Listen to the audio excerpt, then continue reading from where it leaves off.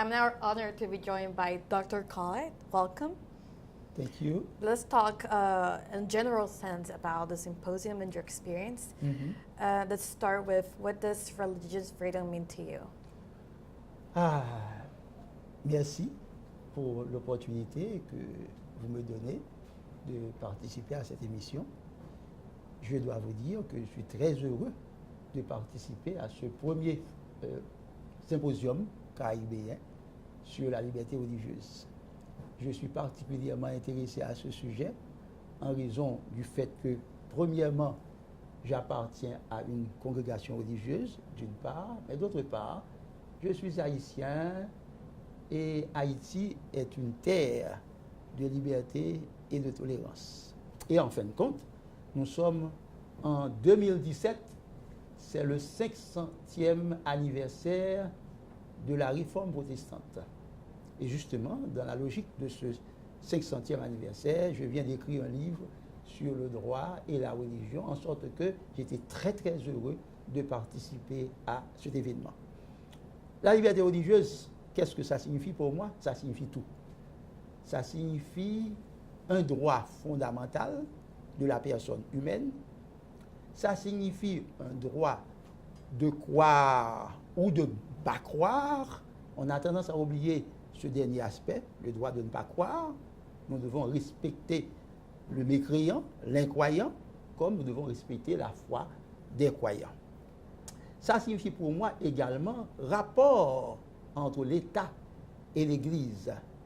Rapport qui doit être équilibré, bien sûr, d'abord entre l'État et l'Église elle-même, dans une vision de séparation des domaines, un domaine spirituel qui appartient à l'Église, un domaine temporel qui appartient à l'État, et puis il y a des domaines qui sont transversaux, qui appartiennent et à l'Église et à l'État, comme le social, comme la santé, comme l'éducation, comme toute autre chose qui ont rapport avec la vie de l'homme en société.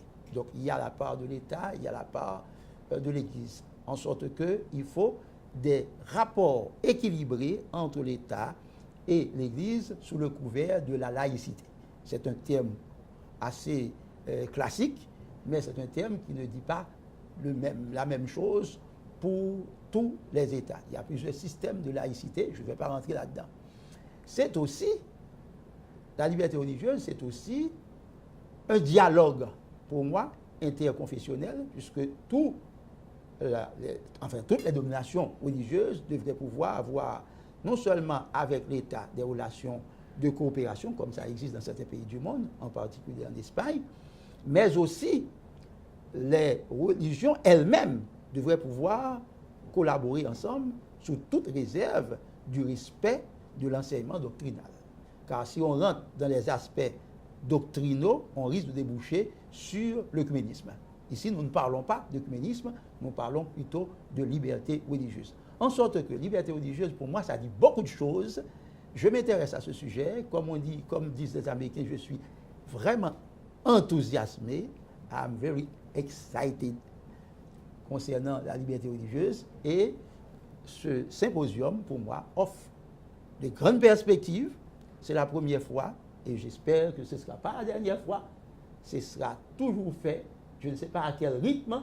Et je prends la précaution de remercier, de féliciter les organisateurs de ce symposium. Ça a été bien organisé. L'accueil est excellent. Et puis, les intervenants sont aussi bien préparés pour répondre à ce grand événement. En tout cas, toutes mes félicitations. And after participating in this symposium, what is your personal and professional commitment and experience you have had these days in this symposium? Très bien, excellente question. Je suis engagé depuis de nombreuses années, environ une trentaine d'années, dans la défense de la liberté religieuse. Et mon livre, c'est presque une compilation des conférences que j'ai prononcées sur la liberté religieuse, bien plus avec d'autres recherches.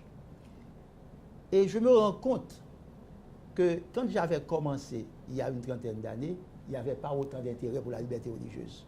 de jour en jour, je me rends compte qu'il y a de grands intérêts en jeu. Et donc, mon passage ici m'apporte beaucoup d'idées. D'abord, à titre personnel, en tant que militant pour la liberté religieuse, je vais continuer à travailler avec acharnement. J'ai un bon ami à moi qui est intéressé également à ce sujet.